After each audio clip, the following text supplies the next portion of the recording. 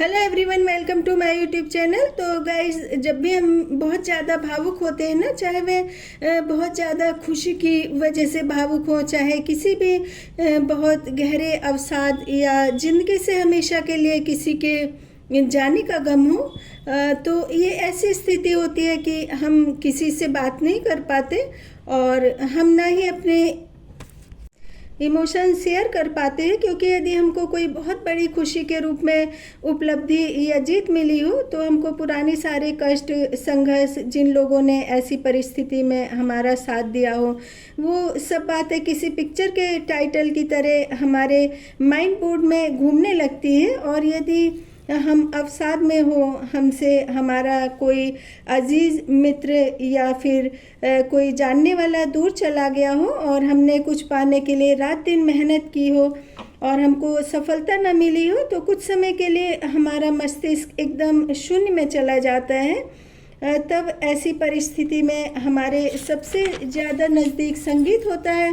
क्योंकि संगीत के माध्यम से हम खुद के भावों को खुद के लिए ही व्यक्त कर सकते हैं। तो जिस तरह से जोक सुनकर हम लोग दहाड़े मार करके हंसते हैं ना, उसी तरह से अपने सिचुएशन के अकॉर्डिंग गाने सुन करके दहाड़े मार कर रोने का कुछ अपना अलग ही सुकून होता है।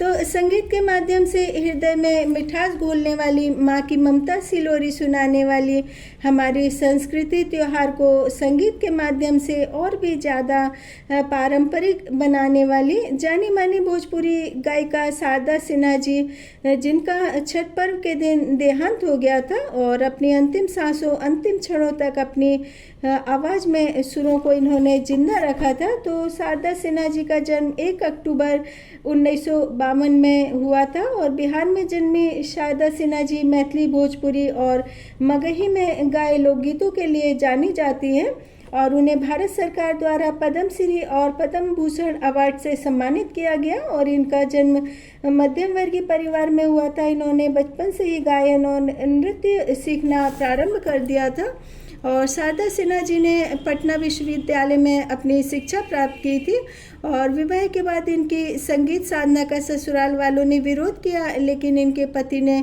इनका पूरा सपोर्ट किया था। और शारदा सिन्हा का अपने पति से जीवन साथी, दोस्त, उनके बच्चों के पिता और हर सुख दुख में उनका साथ निभाने का कुछ ऐसा अटूट संबंध था कि पति के निधन के बाद से ही वो उनके विरह में डूबती चली गई और कुछ दिनों के बाद पति के वियोग में उनका भी देहांत हो गया।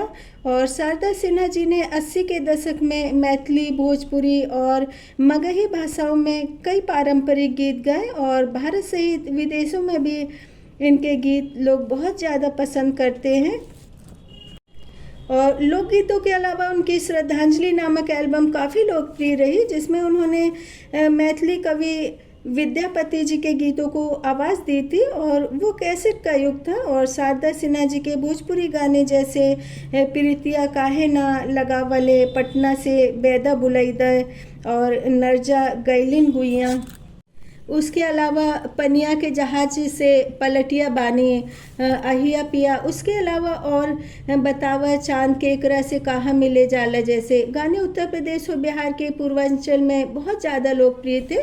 और टेप कैसेट के उस युग में शारदा सिन्हा जी की पॉपुलैरिटी का अंदाज़ा इसी बात से लगाया जा सकता है कि वो एक रिकॉर्डिंग का लगभग 50,000 रुपये लेती थी और भोजपुरी फिल्मों को लोकप्रिय बनाने का कैसेट युग का एक बेहतरीन एवं बेजोड़ माध्यम था। हिंदी फिल्मों में भी शारदा सिन्हा जी ने कई हिट गाने गाए थे और इनके कुछ गाने तो बहुत ज़्यादा लोकप्रिय थे, जिनको कि आज भी यदा कदा हम लोग गुनगुनाने लगते हैं। और एक गाना तो मेरा बहुत ही फेवरेट गाना है, कहे तो से सजना ये तोहरी सजनिया, पग पग लिए जाऊं तोहरी बलैया। तो ये गाना सुनते ही एक प्रेयसी की सादगी, निश्चल और भोलेपन की छवि आंखों के रास्ते जहन में उतर जाती है। इसके अलावा हम आपके हैं कौन में भी दर्शकों ने उनके इस गाने को बहुत ज़्यादा पसंद किया था। बाबुल जो तुमने सिखाया, जो तुमसे है पाया, सजन घर ले चली। लेकिन वैसे रियल लाइफ में तो ऐसा है कि जब लड़की ससुराल जाती है ना, तो वो मायके की कुछ भी बातें कहती है तो लोग ध्यान नहीं देते, लेकिन यदि वो गलत कुछ कहती है ना, तो ये कहते हैं कि तुम अपने घर से पता नहीं क्या सीख करके आई हो, तुम्हारे घर में क्या सिखाया। और मुझे लगता है कि ससुराल में आकर के ना एकदम लड़कियों को ना नई वाली डिक्शनरी तैयार करनी पड़ती है कि किसके साथ कैसा व्यवहार करना है, किसकी बात का क्या जवाब देना है। तो काफ़ी समय पहले शारदा सिन्हा जी ने अनुराग कश्यप की फिल्म गैंग्स ऑफ वासीपुर में पारंपरिक गारी विवाह गीत तार बिजली से पतले हमारे पिया जैसे द्वारचार की रस्म के समय के गीत में बहुत ज़्यादा सुर्खियाँ बटोरी थी। और उस वक्त मेरा बेटा स्कूल में था, तो अपने सारे सूखे सूखे दोस्तों के साथ ना इस गाने पर बहुत डांस करता था। और मेरे घर के पास में ना बिजली के बहुत सारे तार भी थे, तो मुझे ऐसा लगता था कि ये स्टंट करते हुए तारों पर लटक कर ही डांस न करने लगे इस गाने पर। तो शारदा सिन्हा जी को बिहार सरकार द्वारा बिहार कोकिला की उपाधि से सम्मानित किया गया था। उसके अलावा 2005 और 2006 में मध्य प्रदेश सरकार द्वारा उनको देवी अहिल्या पुरस्कार से भी सम्मानित किया गया था। और वह नियमित रूप से छठ पूजा पर भोजपुरी गीत गाती थी। और 2010 में शारदा सिन्हा जी ने बिहार उत्सव में दिल्ली के प्रगति मैदान में भोजपुरी गीत गाए थे।